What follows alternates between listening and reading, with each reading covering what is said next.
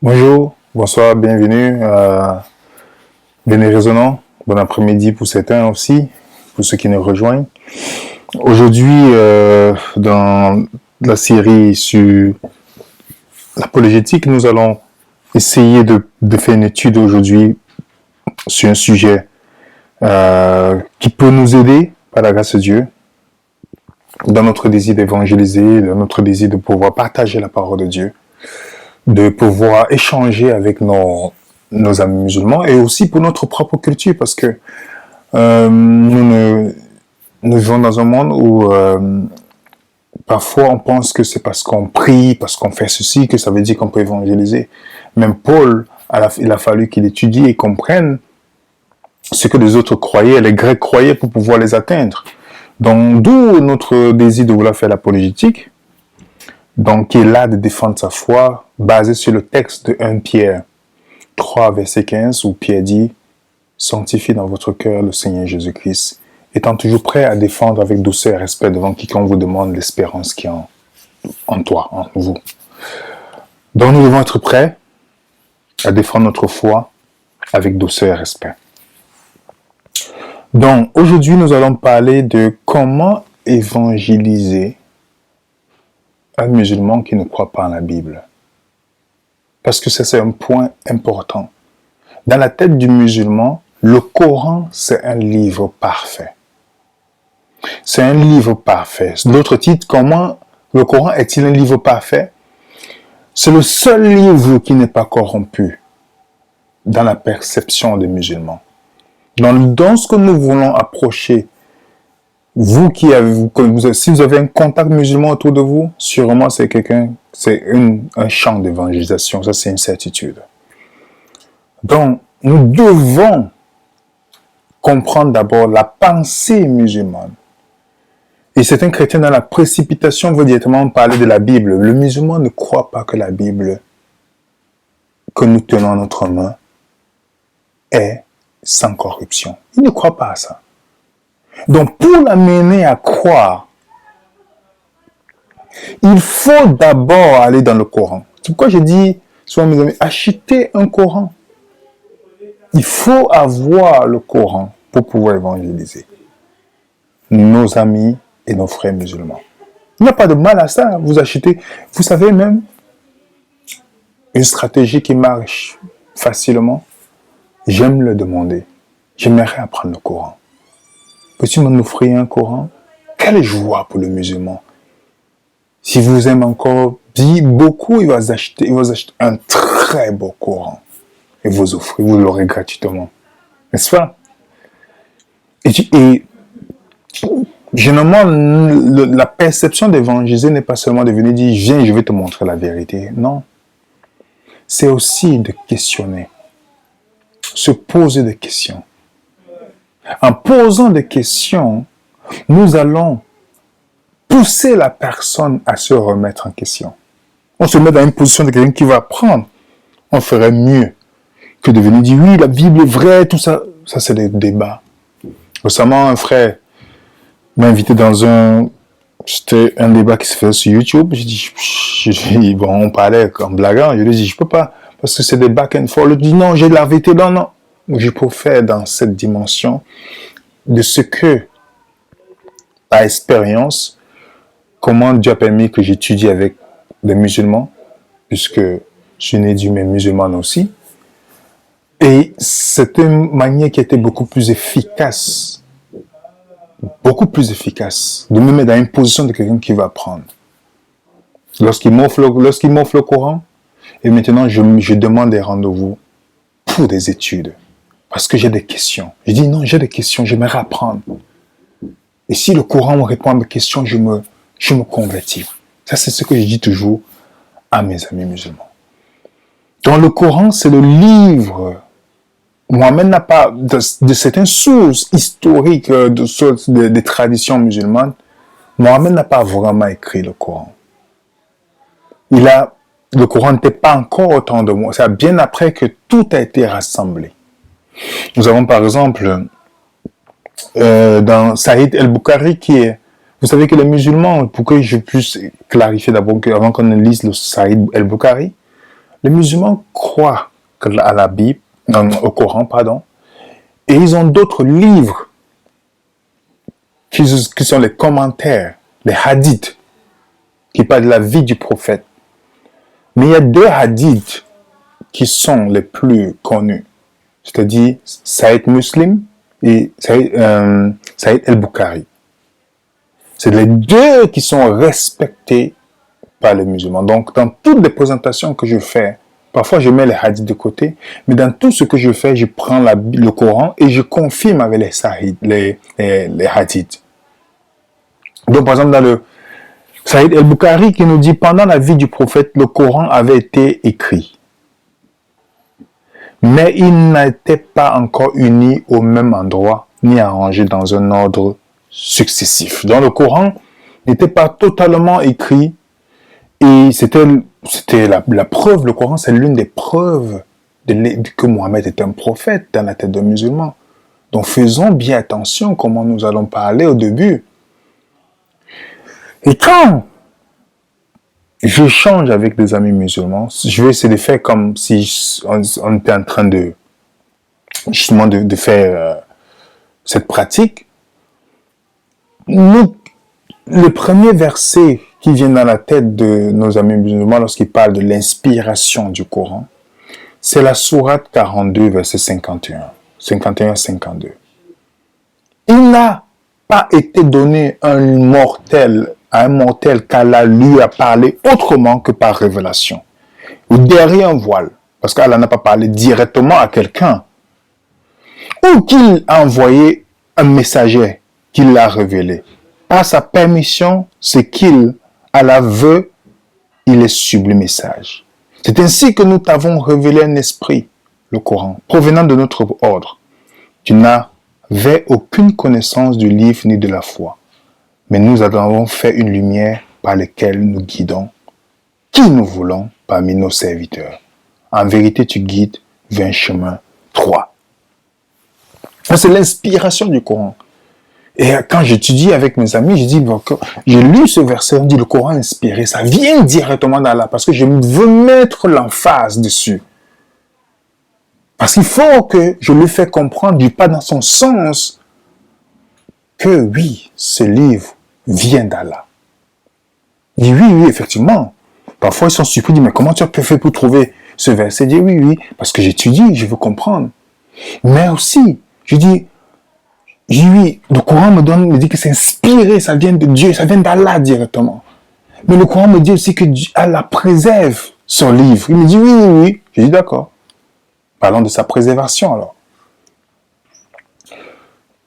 Et je lui demande de chercher. Je dis que s'il ne trouve pas, il dit moi j'ai trouvé une sourate qui dit ça, pardon. En vérité, c'est nous qui avons fait descendre le Coran. C'est nous qui en sommes gardiens. Donc, Allah a pu préserver la préservation du Coran entre les mains d'Allah. Donc, pour montrer que si Allah protège, si Dieu protège un livre, il est exempt de corruption. On dit oui, effectivement. Ça, c'est l'appui que lorsqu'on échange, il dit oui, on commande là-dessus, il dit oui, Allah est parfait, il préserve sa parole. Personne ne peut dire d'accord. Et je lis le verset dans l'échange qui suit. Lorsqu'on parle de la préservation, c'est même le défi que le Coran lance à toute personne parlant de sa perfection. Puisque c'est préservé par Allah. La sourate 8.82 que vous devez noter lorsque vous commencez à parler du Coran avec aussi nos amis musulmans, la sourate nous dit, ne médite-t-il pas donc sur le Coran? S'il provenait d'un autre qu'Allah, ils y trouveraient cette maintes contradictions. On s'arrête d'abord sur ce point. Je dis, waouh! Le Coran est inspiré par Allah, préservé par Allah. Et le Coran nous lance même un défi. Hein, mon ami, tu vois, le Coran dit même que si on trouve une seule La Bible dit, si vous trouvez même tes contradictions, ça ne vient pas d'Allah. Puisqu'Allah préserve toutes choses, personne ne peut corrompre. Donc si un livre est corrompu, il y a une corruption. La Bible ne dit même pas une seule, parce qu'il y a un problème avec cet argument. Il y a un problème avec ce point. Pourquoi il n'y a pas de plusieurs contradictions déjà dans le texte? Pourquoi pas une petite? Ça veut dire que si quelqu'un écrit un livre qui n'a pas de contradiction, ça veut dire que ça vient de Dieu. C'est la question que je pose souvent à mes amis. Disant, non, Allah dit que la raison pour laquelle ça vient de Dieu et c'est inspiré de Dieu, c'est parce qu'il n'y a pas de contradiction. Donc, si on prend un livre qui n'a pas de contradiction, ça veut dire que ça vient automatiquement de Dieu. Les gens disent, non, c'est pas ça. Je dis, mais voilà ce que le texte me dit. Le texte me dit cela. Bon, c'est pas grave. Je viens de comprendre que Allah préserve lui-même sa parole. Je dis, oui, effectivement, je résume pour tout avant d'avancer. Je viens de comprendre que dans la sourate 15, verset 19, oui, Allah préserve sa parole. Dans la sourate 4, 82, on dit, Allah lance même le défi, que si on trouve une contradiction, ça ne vient pas de lui. Je dis, ah oui, effectivement. Et pour pousser encore loin, je montre la sourate 6, 114 à 115. Qui nous dit, la parole de ton Seigneur, ce qui est souligné, s'est accomplie en toute vérité et équité. Nul ne peut modifier ses paroles. Personne ne peut modifier les paroles d'Allah. Personne ne peut modifier les paroles d'Allah. C'est écrit clair et net. Nul ne peut modifier ses paroles et c'est répété plusieurs fois dans le Coran. La sourate 10, 64, la sourate 6, nous avons plusieurs sourates où Allah est clair et net. Personne ne peut modifier sa parole. La preuve, il a dit, si quelqu'un trouve une contradiction, ça ne vient pas de lui. Il dit, ah oui, tout à fait. Tout à fait.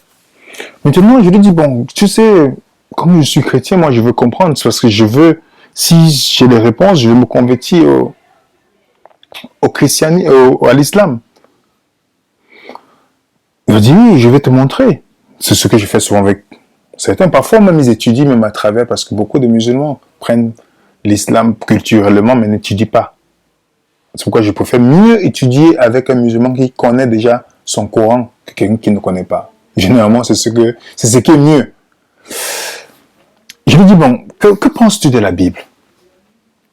Que penses-tu de la Bible? Non, je pense que la Bible est un livre corrompu, parce que tu sais, voilà, ils ont un tas de trucs. Il dit, ah bon, mais dis-moi ce que le Coran dit justement sur la Bible, mon frère. Je veux savoir. Est-ce que tu as des sourates, une sourate, ou 2 ou 3 sourates qui disent que la Bible est corrompue? Généralement, ils sont gênés parce que cette parole-là vient que des imams et d'autres personnes. Et moi, dans cela, j'anticipe directement, je vais essayer de voir, voilà les sourates que j'ai trouvées qui parlent de la Bible. Et on va voir ensemble si ce que le Coran dit de la Bible. Alors, on part dans la sourate 236. Dit, nous croyons à Allah et en ce qu'on nous a révélé, en ce qu'on a fait descendre vers Abraham, Ishmaël, Isaac, Jacob et les tribus, en ce qui a été donné à Moussa, à Moïse ou à Issa, à Jésus, en ce qui a été donné aux prophètes. Venant de leur Seigneur, nous ne faisons aucune distinction entre eux. En lui, nous sommes soumis. Vous voyez, les livres qui sont venus avant, ils sont soumis nous sommes soumis, donc les musulmans doivent être soumis à tous ces livres. La sourate 436 dit aussi, quiconque ne croit pas à Allah et en ses anges, et en ses livres, et en ses messagers, au jour dernier, s'égare loin dans l'égarement. Et la sourate 3, verset 3 à 4, nous dit, il a fait descendre sur toi le livre avec la vérité, confirmant les livres descendus avant lui. Il fit descendre la Torah et l'évangile, l'injil, comme on dit en arabe. Auparavant, en tant que guide pour les gens, il a fait descendre le discernement. Donc, qu'est-ce qu'on voit ici?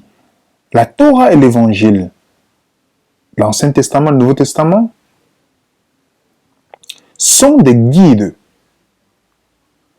pour les gens. Et le Coran devait confirmer cela. La sourate 5, verset 68.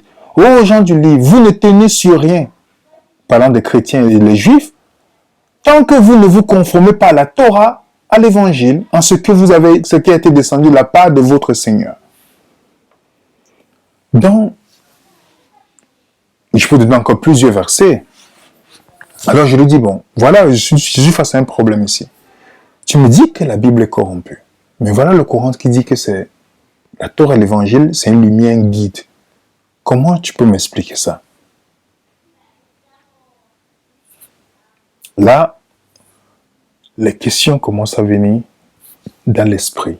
Vous voyez, parce que quand vous venez dans la position que vous questionnez, c'est plus facile parce que ça amène la personne à se remettre en question. Je lui dis, j'aimerais que tu me montres parce que je veux comprendre. Parce que voilà les sourates que j'essaie d'étudier, j'essaie de comprendre. Si la Bible est corrompue, le Coran dit que c'est un livre, mais moi, qui suis-je moi pour dire que les livres d'Allah sont corrompus? Pourtant, on dit que personne ne peut changer les paroles d'Allah. Allah fait venir ces livres avant. Alors, Allah n'est pas puissant pour préserver sa parole? C'est juste une question, je veux savoir. Et ça remet en question la puissance d'Allah. Ça remet en question la préservation. La sourate 15, 9 dit on ne peut pas, que la préservation, Allah préserve ses livres. Donc, peux-tu m'expliquer? Je veux comprendre. Parce que s'il n'a pas pu préserver le livre avant, qu'est-ce qu'il peut faire préserver ceci? Qu'il n'y a pas de corruption dedans. Vous voyez? Ça, c'est toutes les questions qu'on donne pour continuer. Et en plus,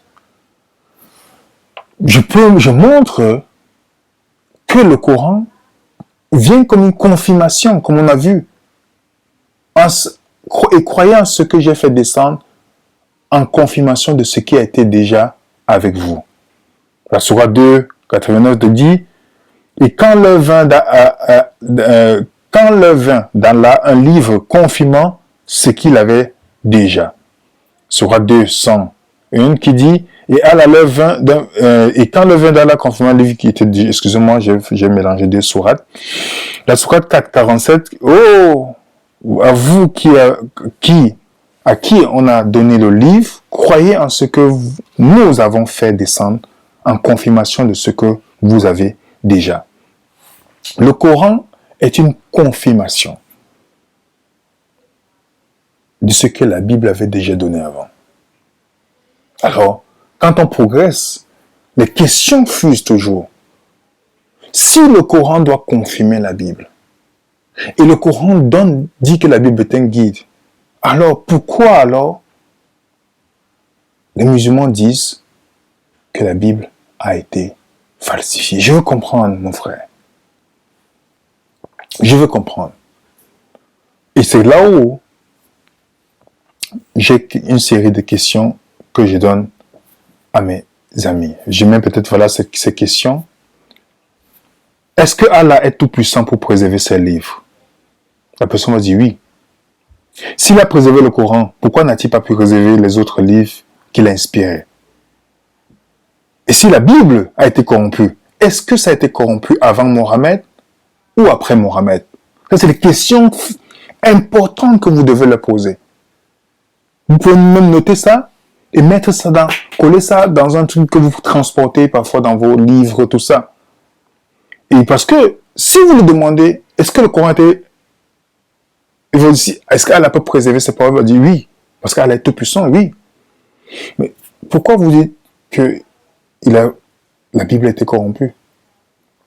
Et si ça a été corrompu, c'était avant Mohammed ou après Mohammed? Là, vous allez voir. Parce que s'il dit avant Mohammed, vous dites, mais pourquoi Mohammed dit de se référer à la Bible? Si c'était corrompu avant. Vous voyez que vous éliminez, n'est-ce pas, ce point? S'il dit après Mohammed, il est en train plutôt d'accuser le Coran, parce que le Coran dit de lire un livre corrompu. Donc il n'y a pas d'échappatoire. Il est préférable pour un musulman intelligent qui comprend déjà à l'avance d'où on part de ne pas répondre à cette question. Certains voient directement que si je dis avant Mohammed, mais Mohammed dit de lire. Ça veut dire que Mohammed est un faux prophète, dit de lire une chose corrompue. S'il dit après Mohammed, le Coran dit de lire la Bible, donc le Coran est corrompu. Il ne sait plus quoi faire. Donc, retenons bien. Première question. Crois-tu qu'Allah est tout-puissant pour préserver ses livres, comme la sourate 15, 9 dit? Oui. S'il a préservé ses livres, pourquoi est-ce que on dit que la Bible est corrompue? Vous allez voir comment ils vont commencer à tourner. Je dis, bon, ok, si c'est corrompu, peux-tu me dire si c'est avant Mohammed ou après Mohammed? Parce que si vous me dites avant Mohammed, Mohammed a dit de lire. Si vous me dites après, ça condamne encore le Coran. C'est pourquoi je dis souvent à mes amis musulmans, sans aucune prétention, rejeter la Bible, c'est rejeter le Coran. Ils savent. Je le dis toujours ça. Si vous rejetez la Bible, vous êtes en train de rejeter le Coran. Parce que le Coran dit de lire la Bible. Donc il est préférable pour vous, mes frères et sœurs, de ne pas dire que la Bible est corrompue. Si on s'en tient encore, le musulman devait être la première personne à défendre la Bible. Parce que si il ose dire que la Bible est corrompue, il est en train de rejeter le Coran. Donc, voilà, je continue le point, par analogie. La parole d'Allah ne peut être changée ou modifiée. La Bible est la parole d'Allah, dont la Bible n'a pas été changée ou modifiée. Si la Bible a été changée, alors Allah n'est pas tout puissant pour préserver sa parole.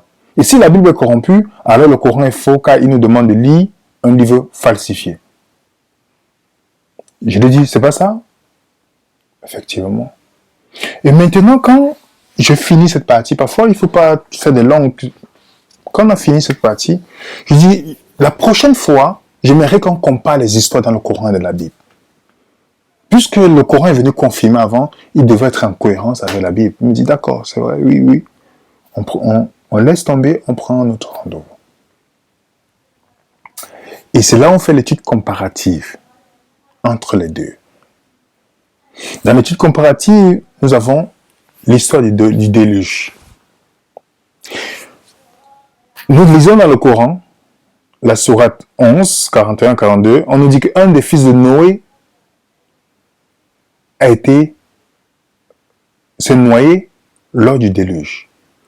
Pourtant, la Bible qui est venue avant dit que les trois furent sauvés. Alors, on est face à un dilemme ici. Qui croit et qui ne pas croire? La Bible dit qu'un des fils de Noé, le Coran dit un des fils de Noé dans la sourate 11, 41 42, un des fils de Noé, sur les trois, a été noyé. La Bible dit les trois ont été sauvés. La Bible vient avant, la Torah vient des siècles avant le Coran. Le Coran dit que la Bible était livre inspiré. Le Coran dit que il vient pour confirmer ce qui est venu avant. Alors, je pose la question à mon ami, il me dit, il y a un problème ici. Les deux peuvent avoir raison en même temps. Soit l'un a faux, soit l'autre a tort. Si la Bible dit que la Bible qui est fausse, alors le Coran, on peut rejeter le Coran. Puisque le Coran dit de lire la Bible. De lire un livre corrompu. Et si la Bible est vraie, alors il faut rejeter le Coran. Et même si la Bible n'était pas vraie, il faut toujours rejeter le Coran parce que les deux cas, ça n'arrange pas le Coran, plutôt ça tombe en faveur de la Bible. Vous voyez comment la personne reste coincée dans ses propres, en posant des questions. Et juste en allant dans une suite logique. Et deuxième exemple, il y en a plusieurs, hein, il y a environ 100 exemples, je vais faire les 100 exemples aujourd'hui. Le Coran dit par exemple que l'âge de Noé, dans la sourate 11-44, s'est immobilisé sur le mont Joudi. Tandis que la Bible parle du mont Ararat. Je vous rappelle déjà que le mont Joudi n'existe pas. Le mont Ararat, on sait, c'est pas loin de la Syrie. Donc, je pose la question, mais où est-ce qu'on trouve le mont Joudi dans la carte? Surtout que, tu peux me dire que c'est un Ararat, c'est le mot arabe Et je vous dis, c'est le mot arabe, venant du mot arabe, c'est la traduction. Il dit non, non, non, c'est les langues sémites, elles sont similaires. Quand on dit Abraham, on dit Ibrahim. Jacob, Yacoub, Moussa, c'est les langues sémites. Je vous dis, n'existe nulle part sur la carte du monde. Mais arabe, on peut le retrouver aujourd'hui. Alors, je voulais savoir, peux-tu me montrer la carte où se trouve dans le monde aujourd'hui? Il n'y en a pas. J'ai cherché, il n'y en a pas. Alors, comment expliquer ça? Qui a raison, qui a tort?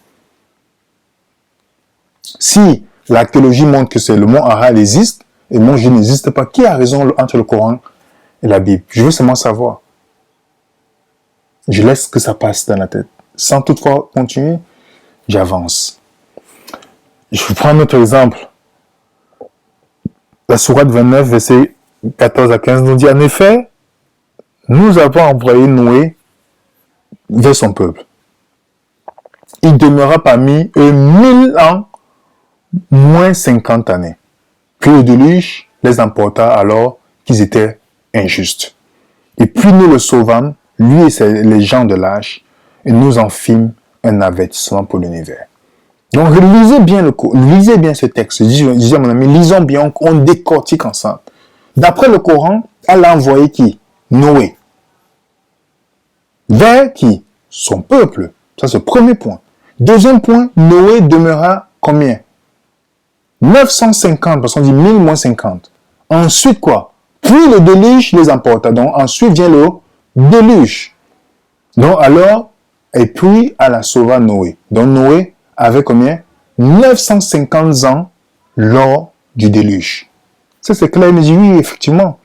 Il dit, mais ce qui est un peu surprenant, lorsque je compare avec la Bible, on me dit Noé vécut après le déluge 950 ans. Ok? Tous les jours de Noé furent de 950 ans, puis il mourut. Ça, c'est ce que la Bible me dit. On me dit dans le Coran que c'est à partir de 950 ans que le déluge est venu. Ok? Bon, supposons, on va dire, d'accord, il n'y a pas de problème. Mais, à quel moment, d'après la Bible, le déluge a commencé? Noé avec quel âge? Genèse 7. Verset 6 nous dit, Noé avait 600 ans lorsque le déluge d'eau fut sur la terre. Genèse 8, 13. L'an 601, 601, premier mois, le premier jour du mois, les eaux avaient séché sur la terre. Noé ôta la couverture de la terre, de l'âge, il regarda, voici la surface de la terre. Nous savons que d'après la Bible, la Torah, Noé avait 600 ans lors du déluge. Après le déluge, il vécut 350 ans. Donc il a vécu 950 total. Ce qui est contraire à ce que le Coran dit. Le Coran dit plutôt 950. Il a vécu durant 950 ans. À 950 ans, qui est le déluge. Comment ça? Pourtant, c'est à 600 ans. Entre 900 et 600, on voit un grand écart. Alors je veux savoir, mon frère, qui a raison? Si le Coran me dit que la Bible a tort, mais comment le Coran dit de lire un livre qui est corrompu? Soit on sait que le Coran, la Torah vient avant. Peux-tu m'expliquer? Je laisse la question mijoter dans la tête de mon ami. Je continue. Quel était le nom du père d'Ibrahim, Abraham? Dans le Coran, la sourate 6, 74 nous dit que le père d'Abraham s'appelait Hazar, tandis que la Bible nous dit que son père était Terah, d'après Genèse 11, versets 26 à 27. Vous voyez, il y a une grande différence ici. J'ai une autre question. En ce qui concerne Abraham, la sourate 10, 92, la sourate de Younes dit que Allah, de Pharaon, que Allah l'a sauvé. Pourtant, dans le même Coran, le Coran dit dans la sourate 17, 103, qu'il fut noyé et dans la Bible, on dit qu'il a été, c'est clair, dans 2 versets dans la Bible, on nous dit que fut noyé. Le Coran n'est pas... D'abord, à l'intérieur du Coran, on voit une scission. L'autre sourate dit qu'il est sauvé, l'autre dit qu'il est mort noyé. La Bible est très claire en disant il fut noyé. Et l'histoire les vestiges historiques nous disent ça, nous confirment cela. Alors je demande à mon ami qui croit. Même le Coran n'est pas certain. L'autre on dit Pharaon est sauvé, l'autre il est perdu. Dans le même livre. Et la Bible dit qu'il est perdu tout court. Qui croit, mon frère? Il y a une contradiction déjà il y a plusieurs contradictions qu'on voit déjà dans le Coran. Je lui dis justement que voici encore une autre contradiction interne même du Coran. Supposons que tout ce qu'on dit, voilà une contradiction interne. Et nous continuons. Les magiciens, au temps de Moïse, dans le verset 121 et 122 de la sourate 7, est en contradiction avec le verset 83 de la sourate 10, qui nous dit, en effet, les magiciens se jetèrent, prosternèrent, il dit, nous croyons au Seigneur de l'univers, au Seigneur de Moussa, Aaron. En revanche, il est mentionné dans la sourate 10, 83, que personne ne crut. Personne ne crut. Je vais revenir là-dessus. Excusez-moi. La sourate 10, la sourate 7, voilà, vous voyez bien, on dit bien la sourate 10, 83, on dit personne ne crut à Moïse, hormis un groupe de descendants de son peuple. Donc, qui croit? Une sourate dit, ils se sont prosternés, ils ont cru, le magicien, l'autre dit, il n'y a que le peuple de Moïse qui a cru en lui. Contradiction interne dans le Coran. Voilà encore notre contradiction interne. Qui a adopté Moussa, Moïse? Le Coran dit que c'est la femme de Pharaon qui a adopté Moïse, sourate 28, verset 9. Pourtant, nous savons que d'après la Bible, c'est la fille de Pharaon qui a adopté Moïse. Alors je demande, la fille n'est pas la femme. C'est deux choses différentes. Soit un a raison, soit l'autre a tort. Mais nous savons historiquement, même dans l'histoire d'Égypte, c'est la fille de Pharaon qui adopta Moïse. Combien de temps Allah a-t-il mis pour créer l'univers? Certaines sourates disent que Allah a fait l'univers en 8 jours et d'autres disent c'est en 6 jours. Et la Bible dit clairement que c'est en 6 jours que Dieu a créé. Donc dans le Coran, on n'est pas sûr et certain. Parce qu'on dit 8 jours, de l'autre côté on dit 6 jours. La Bible n'a jamais mentionné de 8 jours. Et la Bible s'arrête seulement sur 6 jours de la création. Qu'est-ce qui a été créé en premier? Allah a créé en premier le ciel ou la terre. Selon la sourate 2, verset 29, la terre en premier, ensuite les cieux. La sourate 79, verset 30, verset 27 à 30, le ciel a été créé en premier et ensuite la terre. Donc on voit la contradiction interne dans le Coran. Je pose la question, je dis, mais voilà encore une autre contradiction. Je dis seulement, peux-tu m'expliquer? Il ne peut pas expliquer. Ensuite, pour progresser toujours, de quoi Allah a-t-il créé? De quoi a-t-il créé? De quoi l'homme a-t-il été créé? Là, le Coran te dit à partir de rien dans cette sourate. Et l'autre te dit à partir du chaos de sang. L'autre te dit à partir de l'eau. L'autre te dit à partir d'une petite sémence de graines. L'autre te dit à partir de la poussière, à partir de l'argile, à partir de la boue, de la terre. Donc, je laisse un petit silence, mais en quoi Dieu a créé, Allah a créé l'homme à partir de quoi exactement?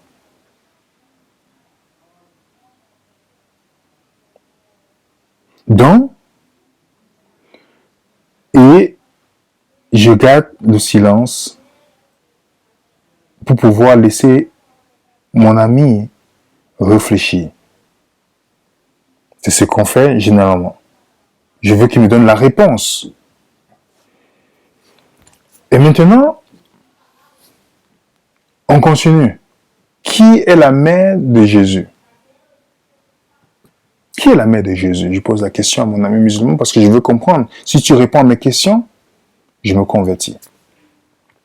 La Sourate 19, versets 27 à 28, nous dit que Jésus, puis elle vint auprès des siens en portant le bébé. Il dit, oh Marie, tu as fait une chose monstrueuse. Sœur d'Aaron, ton père n'était pas un homme de mal et ta mère n'était pas une prostituée. Marie ici, c'est la sœur d'Aaron. Ça, c'est un autre verset que les musulmans n'arrivent pas à savoir comment ils peuvent l'expliquer. Tous les grands scolaires ne savent pas comment expliquer cette erreur. Parce que quand on regarde, d'après le Coran, le père et la mère, donc Marie, c'est la sœur d'Aaron, c'est-à-dire la sœur de Moïse. Et notre sourate 66, vous allez me dire, mais il faut une autre sourate. Une autre sourate 66, verset 12 nous dit, de même Marie, la fille d'Imram, qui avait préservé sa virginité, nous y insufflâmes alors notre esprit. Elle avait déclaré véridiques les paroles de son Seigneur, ainsi que ses livres. Elle fut parmi les dévoués. Marie, la fille d'Imram. Donc, la fille d'Imram, qui est Imram? Quelle Marie était la fille d'Imram? C'est ça qu'on doit se poser. Exode, la Bible dit, Marie, la prophétesse, sœur d'Aaron. Ok? Nombre 26, verset 59, nous dit le nom de la femme d'Amram. Parce que Imram, c'est Amram en hébreu.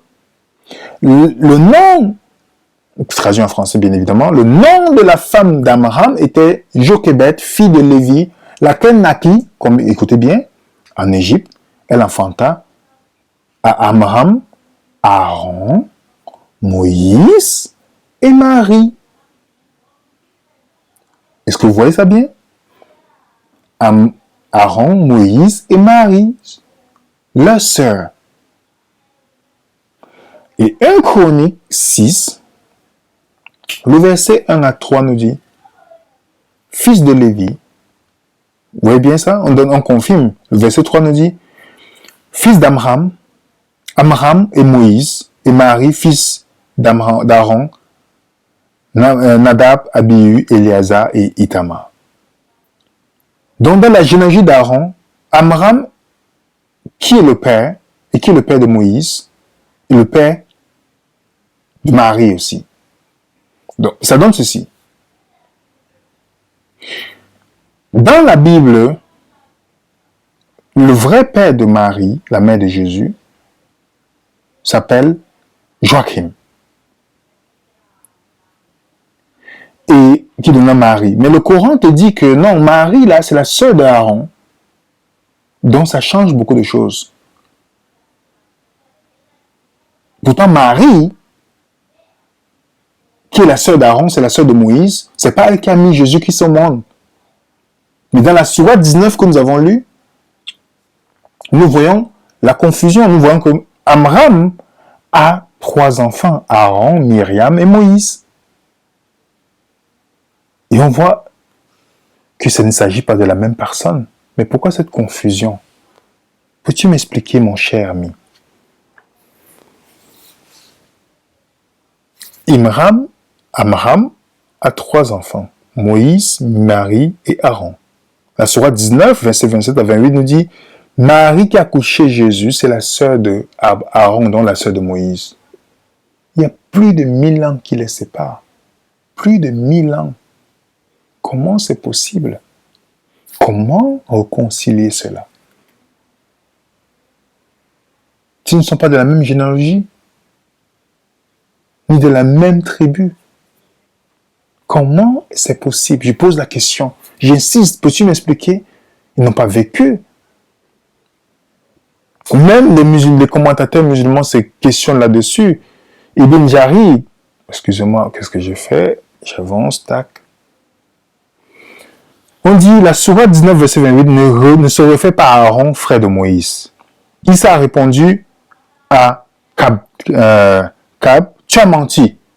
Cab répondit, ô mère des croyants, si le prophète que les prières d'Allah soient sur lui, l'a dit et qu'il est plus averti, c'est ce qu'il a raconté. De plus, je trouve la différence de temps entre Jésus et Moïse, soit 600 ans.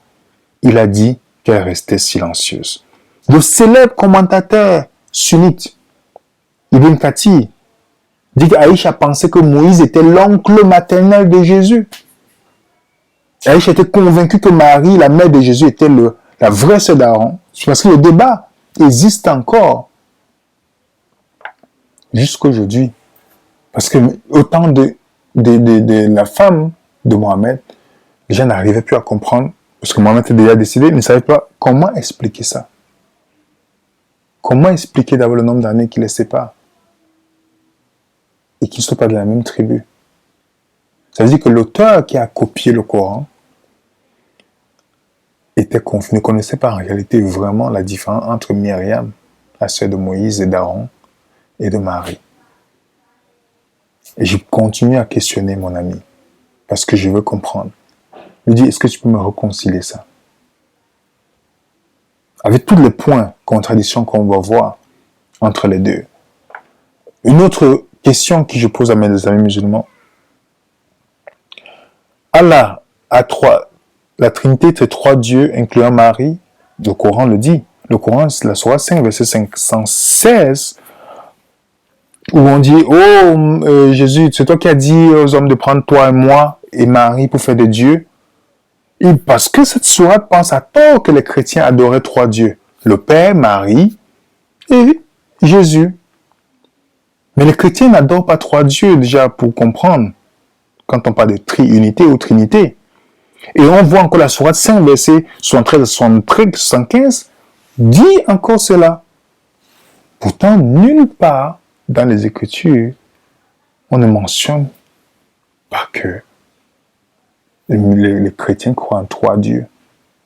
Ça veut dire que celui qui a écrit le Coran ne comprenait même pas déjà ce que les chrétiens véhiculaient sur la Trinité. Les chrétiens n'ont jamais, à part le catholicisme, même le catholicisme ne dit pas que Marie fait partie de la triunité, de la Trinité, parce qu'ils ont leur perception de la Trinité qui n'est pas biblique quand on va en profondeur, mais dans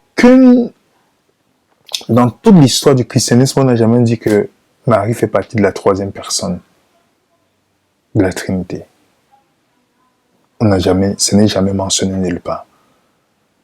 Et Allah qui parle ici à Jésus dans la Sourate 5, verset 116. C'est toi qui as dit aux hommes de prendre moi, toi et Marie pour faire des divinités.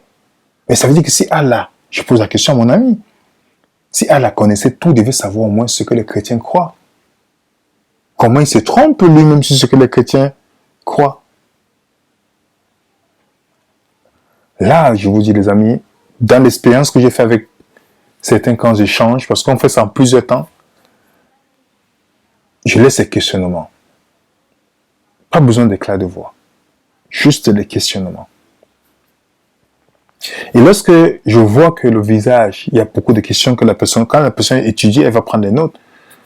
Quand vous échangez, je lui dis, allons dans la sourate 4.82. Ne me dit-il donc pas sur le Coran? S'il provenait d'un autre cas-là, il y aurait cette maintes contradictions. Nous avons vu combien de contradictions. Je n'ai même pas donné toutes les contradictions. Les contradictions sur l'alcool. Je ne peux pas énumérer tout ici parce que j'ai toute une liste de documents sur toutes les contradictions repérées dans le Coran. Mais parfois je donne certains points. Ça veut dire, voilà, est-ce que tu me dis, apporte-moi des réponses claires. Je veux que tu m'apportes des réponses, l'explication, puisque tu crois à la perfection du Coran, que tu me donnes l'explication claire dans le Coran par rapport à cette question, à ces questions que j'ai posées. Puisque le Coran me dit que si ça vient d'un autre cas là, on va trouver maintes contradictions. Ici, nous avons maintes contradictions. Donc j'attends la réponse, mon frère, parce que sinon, soit le Coran ne vient pas d'Allah, soit il vient d'Allah. Ben, ça dépend de la réponse que vous allez m'apporter. Et je lui donne encore, pour terminer, la sourate 10, 94. C'est Allah qui dit à Mohammed, si tu, à Mohammed, as des doutes sur ce que nous avons fait descendre vers toi, en parlant du Coran, interroge alors ceux qui lisent la Bible, révélée dans le livre, révélé avant toi. La vérité, c'est est venue de ton Seigneur, ne sois pas de point de ceux qui doutent. Et ne sois point de ceux qui traitent le mensonge, le verset d'Allah. Tu seras alors du nombre des perdants. Et le Coran te dit, si tu veux comprendre certaines choses qui ne sont pas claires, demandez aux gens, aux érudits du livre. Même beaucoup de musulmans qui ont été, vous connaissez Ali Dashi, qui a écrit les 23 années du livre de la vie de Mohammed, lui nous disait, le Coran contient des phrases incomplètes qui ne sont pas parfaitement intelligibles. Sans l'aide des commentaires, les mots étrangers, les mots arabes inconnus, les mots utilisés avec un sens autre que le sens normal, adjectifs, verbes, infléchis sans respecter les conventions de genre et de nombre, des prénoms appliqués de manière illogique, non grammaticales, qui n'ont pas parfois aucun référent, des prédicats qui, dans les passages rimés, sont souvent éloignés du sujet. En résumé, plus d'une centaine d'aberrations coraniques, des règles de la scripture normale de l'arabe ont été constatées. Il n'est pas le seul. Et c'est pourquoi quand beaucoup de musulmans qui sont sincères ne savent même pas. Quand ils disent que la Bible est corrompue, ils ne savent pas. Donc c'est pourquoi il ne faut pas que vous entrez directement dans une confrontation, plutôt dans une interrogation. Et le laisser s'expliquer. Peux-tu me dire qu'est-ce qui est corrompu dans la Bible? Quelle partie? Que dit le Coran sur le sujet? Alors, j'ai essayé de regarder sur le Coran des textes qui me disent qu'on ne peut pas changer la parole d'Allah. Même ta fille nous disait, quant aux livres d'Allah, ils sont toujours conservés et ne peuvent être changés. Même les musulmans savaient depuis des années que personne ne peut changer les livres d'Allah. Même ce grand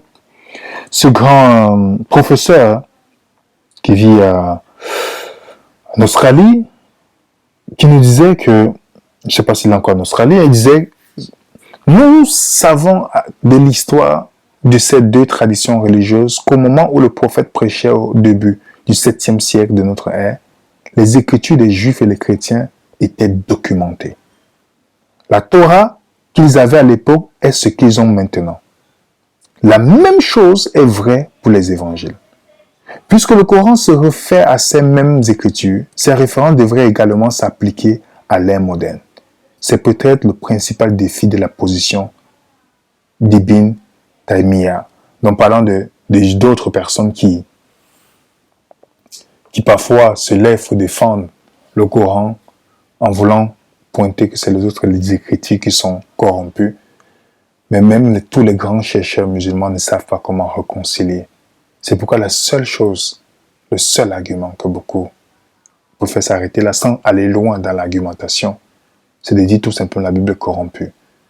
De commencer à dire, c'est pourquoi ils préparent déjà les enfants dès l'âge de 5 ans, que l'islam c'est la seule religion, si tu sors de l'islam, tu es perdu. On te met bien cela dans la tête, que la Bible c'est corrompu. Et ce qui fait que ça évite la remise en question. Mais les musulmans qui se questionnent aujourd'hui au fur et à mesure, lorsque vous les approchez, vous essayez de comprendre, vous les laissez vous poser ces questions. Je donne le témoignage aussi récemment de Samuel qui me disait, il a été transporté par un monsieur qui fait du Uber, et c'est un musulman. Et ils sont convenus, parce que le musulman a commencé à lui parler de sa foi, bon, bien évidemment, comme parfois. Alors, le musulman lui a dit, Samuel lui a dit, tu crois que le Coran est parfait? Il me dit oui. Il lui dit oui. Il dit d'accord. Si le Coran est parfait, si tu me montres dans le Coran les 5 piliers de l'islam, parmi lesquels la prière de prier 5 fois par jour, si tu me montres ça dans le Coran, je ne veux pas les hadiths, dans le Coran, parce que je peux te montrer toutes mes croyances dans la Bible sans faire référence à un autre livre. Mais si vous montrez dans le Coran, où c'est écrit de prier 5 fois par jour, je me convertis à l'islam. Il dit, ah, je veux trouver. Je t'envoie ça tout de suite. Il est rentré. Il n'a jamais, jusqu'aujourd'hui, Samuel le relance. Il ne peut pas parce qu'il n'a pas de réponse. Et j'avais posé cette question à un imam avec qui on faisait un débat. Je lui ai posé la question, il était avec ses collègues, ils n'ont jamais donné la réponse. Parce qu'ils savent. Vous n'allez pas trouver ça dans le Coran. Pourtant, c'est un livre parfait. Donc, c'est un peu ce petit partage dans l'interrogation. Vous prenez note dans l'interrogation des versets que vous avez à bien cibler pour juste questionner. Et laisser la personne. Vous dites, la garantie c'est là. Je te dis, si tu me réponds à mes questions, je me convertis à l'islam. Donc, j'attends ta réponse. Tout ce que j'ai fait avec toutes les personnes musulmanes avec qui j'ai étudié jusqu'aujourd'hui, soit ces personnes ont laissé l'islam, soit elles sont devenues chrétiennes, ou elles se questionnent encore, mais elles ont quand même laissé l'islam. De tout ce que j'ai pu échanger avec jusqu'aujourd'hui. Parce que lorsque quand ils commencent à se remettre en question, il n'y a aucun musulman, quand il commence à se remettre en question et à lève les préjugés, tout ça, étudier,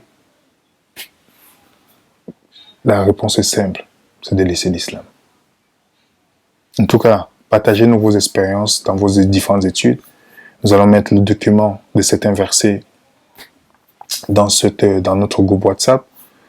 Et comme ça, vous allez pouvoir télécharger le document. Et prier que Dieu vous montre le musulman qui est près de vous. Commencez le contact par leur demander de vous offrir un Coran. Au fur et à mesure, de bâtir une relation et d'aller questionner, seulement se questionner. Et que vous voulez vous convertir, mais vous avez besoin de réponses à toutes ces questions qui vous semblent un peu pas claires. Et petit à petit, par la grâce de Dieu, vous allez voir que pas besoin d'aller faire une formation, une grosse... Non, vous allez voir que Dieu va vous aider et mettre les paroles dans votre bouche. Au fur et à mesure que vous posez des questions, vous allez voir comment Dieu fait les choses extraordinaires. Par la prière, Dieu ouvrira les portes. Que Dieu vous bénisse abondamment. À très bientôt.